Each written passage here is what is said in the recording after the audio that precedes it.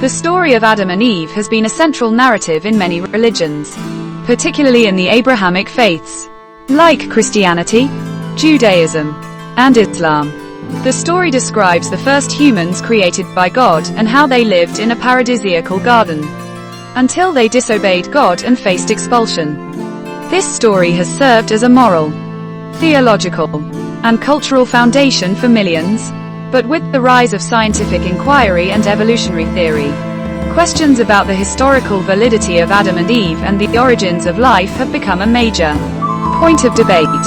In this video, we'll explore whether the Adam and Eve story is a myth, how life could have originated in the universe, and the various perspectives on life's origins from religious and scientific angles.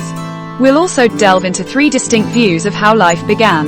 One from Islamic tradition, one from other non-Islamic religions, and one from the scientific community.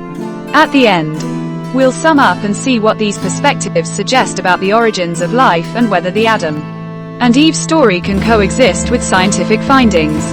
Part 1. The story of Adam and Eve, myth or history. The story of Adam and Eve is one of humanity's oldest stories, dating back thousands of years. According to the Bible, God created Adam from dust and then created Eve from one of Adam's ribs to be his companion. They lived in the Garden of Eden in a state of innocence until they ate from the forbidden tree, gaining knowledge of good and evil. Afterward, God expelled them from the garden, and humanity was destined to live in a world of struggle and hardship. Islam's version of this story, found in the Quran, follows a similar pattern but with slight differences. Adam is created by God, and Eve is his partner. Though the Quran doesn't specify she came from Adam's rib, they also live in paradise until they disobey God. But rather than original sin, the consequence is simply their descent to earth. Both versions of the story highlight themes of obedience, temptation, and the nature of human experience. But if life originated through natural processes like evolution, does this story still hold up as history, or is it a myth with symbolic meaning? Let's explore three different perspectives on the origins of life to see if we can get closer to the truth. Part 2. Three perspectives on the origins of life. 1. Islamic perspective. In Islam, the origin of life is a divine act. According to the Quran, God created all life and fashioned it in various forms. It's mentioned in several verses that humans were created from clay or dust, a concept echoed in the story of Adam and Eve. Islam teaches that God directly created Adam as the first human, and his creation was unique, without evolutionary processes involved. This view is supported by various verses, like in Surah Al-Hijr 15:26, "And we did certainly create man out of clay from an altered black mud." For many Muslims, the Quran's verses on creation aren't necessarily at odds with the scientific understanding of life's diversity. They see them as compatible when interpreted metaphorically. However, the belief remains that humanity's existence began with Adam, specially created by God. Sahih al-Bukhari.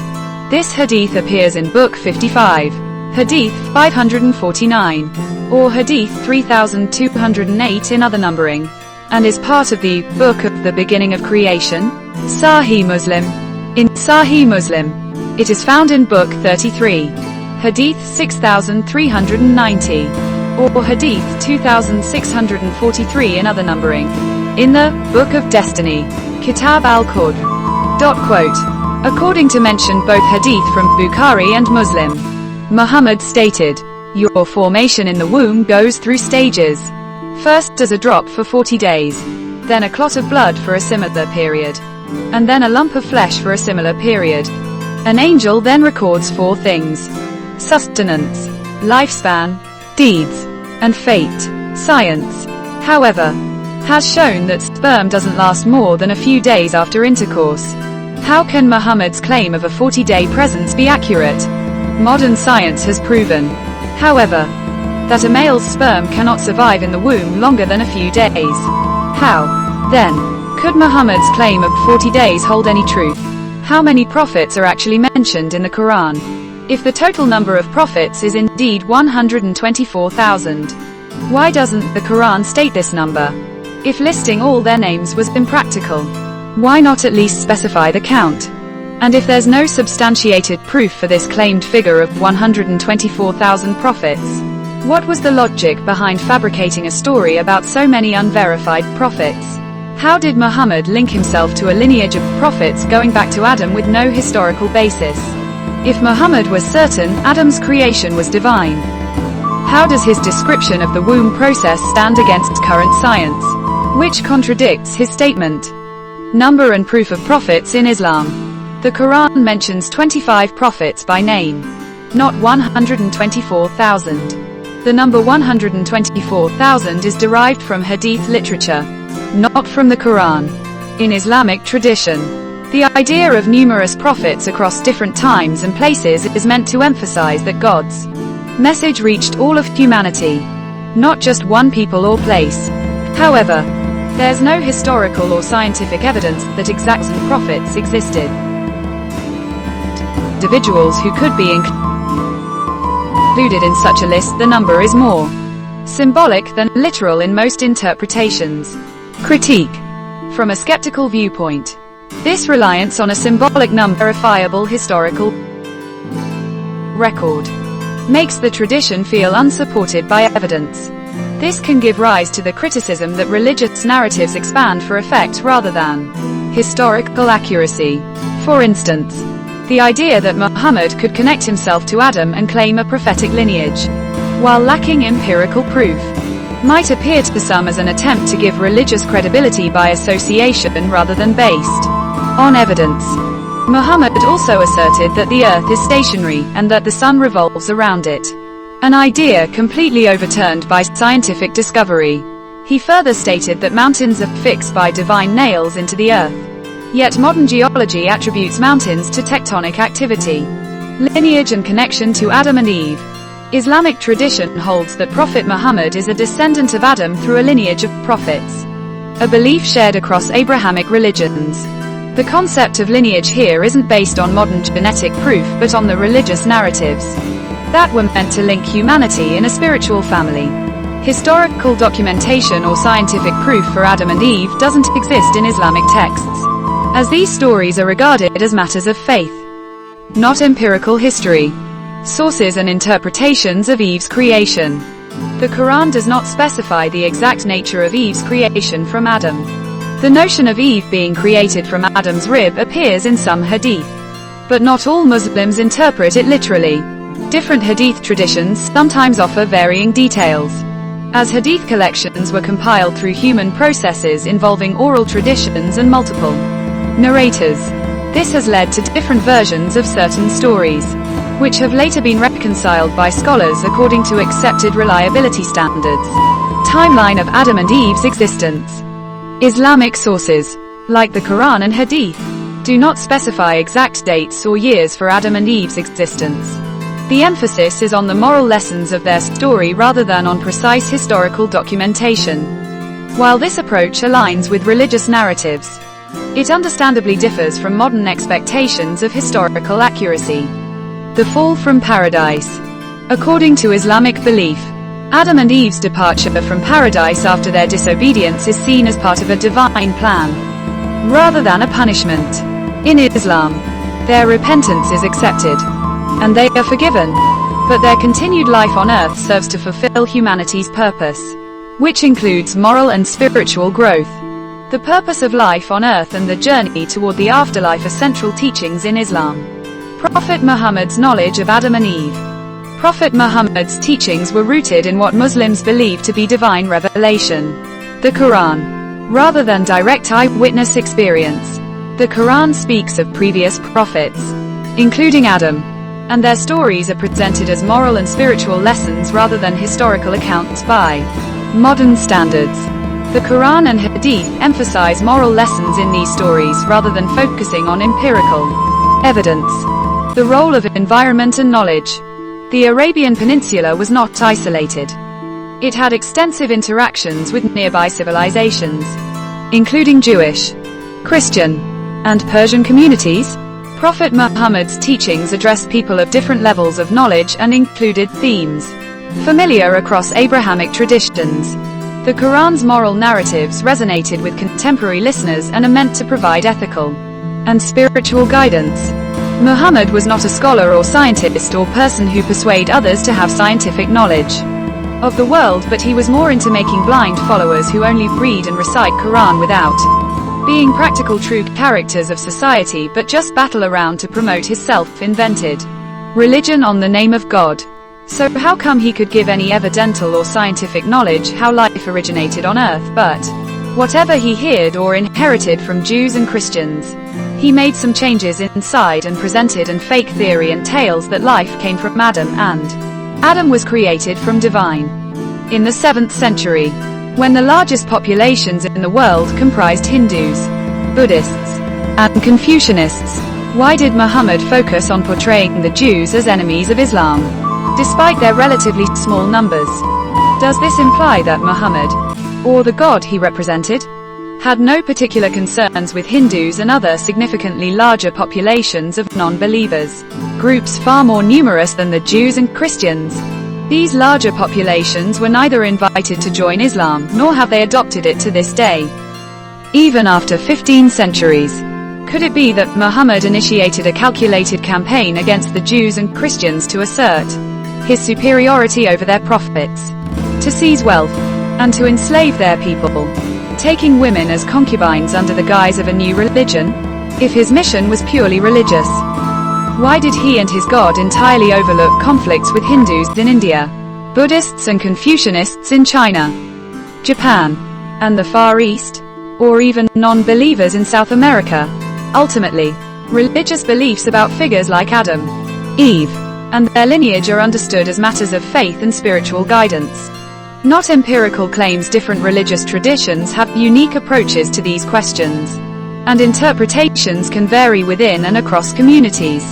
In this view, the purpose of life centers on worshipping God and following divine guidance. Islam focuses on the spiritual essence of humans, seeing us as beings with souls and free will, distinct from animals. Therefore, life's origins in Islam are inherently linked to God's will and purpose, transcending material explanations. 2. Non-Islamic religious perspective. Various other religions also offer accounts of the origin of life, often involving divine creation. For example, Judaism and Christianity. These religions also uphold the story of Adam and Eve, who are considered the first humans created by God. In the Christian Bible, this story serves as the basis for the concept of original sin, which says that humanity inherited a sinful nature from Adam and Eve's disobedience. This belief emphasizes the need for salvation and redemption. Central to Christian doctrine. Hinduism. Hinduism presents a different cosmology. It describes cycles of creation, preservation, and destruction governed by the god Brahma, creation, Vishnu, preservation, and Shiva, destruction. According to Hindu beliefs, life is a continuous cycle, with souls reincarnating in various forms. In one Hindu creation myth, Purusha, a cosmic being, sacrifices himself to create the world and humanity. Unlike Abrahamic religions, Hinduism allows for more symbolic interpretations, seeing creation stories as representations of universal truths. Buddhism. Buddhism doesn't emphasize a creator god or a singular origin story for life. Instead, it views life as an ongoing cycle of birth, death, and rebirth, samsara, influenced by karma. The origin of life is less important than escaping the cycle through enlightenment. In these religions, creation stories are often symbolic and focus on explaining human existence and morality rather than providing a literal historical account. For many, these stories are seen as ways to understand the spiritual aspects of life rather than the material processes of life's origins. 3. Scientific perspective. From a scientific standpoint, the origin of life on Earth is explained through natural processes. Here are some leading scientific theories. Abiogenesis. Abiogenesis suggests that life originated from non-living matter through chemical reactions, around 3.5 to 4 billion years ago. Earth's environment was vastly different, filled with oceans, volcanic activity, and various chemicals. Scientists propose that simple organic molecules eventually formed more complex structures, leading to the first primitive cells. The famous Miller-Urey experiment in the 1950s attempted to simulate early Earth conditions, showing that amino acids, life's building blocks, could form spontaneously.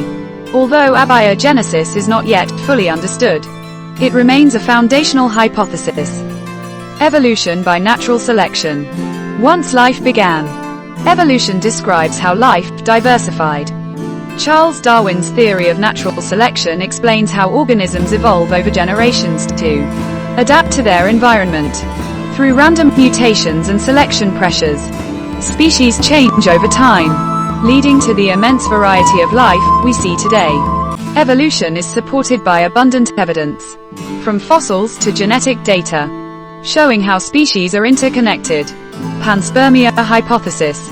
Another intriguing theory is panspermia, which suggests that life might have originated elsewhere in the universe and arrived on Earth via meteors or comets.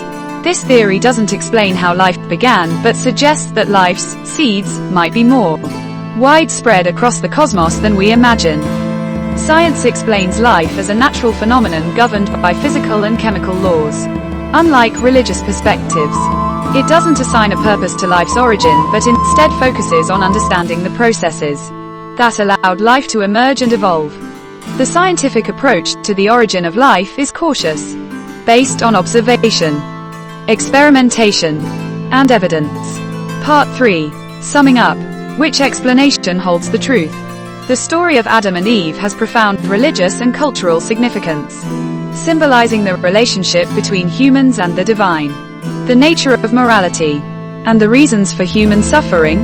However, from a scientific perspective, there's little evidence supporting the literal existence of Adam and Eve as the first humans, created in a single event.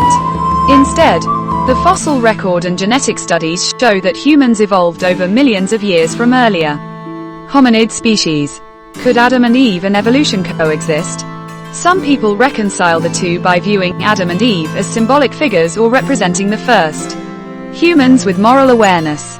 This approach allows for the scientific explanation of human origins through evolution while preserving the story's spiritual lessons. Many religious thinkers and theologians, particularly in Christianity and Islam, have explored this approach, arguing that the creation story doesn't necessarily conflict with evolution if interpreted metaphorically. Conclusion. Where did life originate?